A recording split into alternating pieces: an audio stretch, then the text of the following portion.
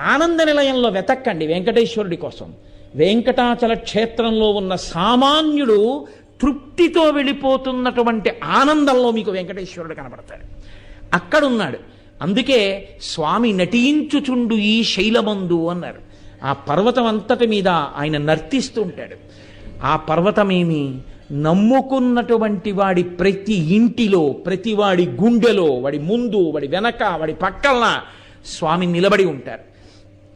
ఆనాటి నుండి ఈనాటి వరకు వెంకటేశ్వరానుగ్రహము అన్న మాటకు అర్థం ఏమీ నాకు తెలియదు స్వామి అని చెప్పినటువంటి వాడిని ఆయన అనుగ్రహిస్తాడు. నాకు ఇది తెలుసు అనుకున్నవాడినో, నేను ఇంత గొప్పవాడిని అనుకున్నవాడినో ఆయన అనుగ్రహించవలసిన అవసరమే లేదు. ఎందుకో తెలుసా అండి, ఈ లక్షణం ఆయనకి ప్రధానంగా ఎక్కడదంటే, ఆయన ఎప్పుడు చెప్పుకున్నా మీరెవరు అంటే ఆయన మనకి చేస్తున్న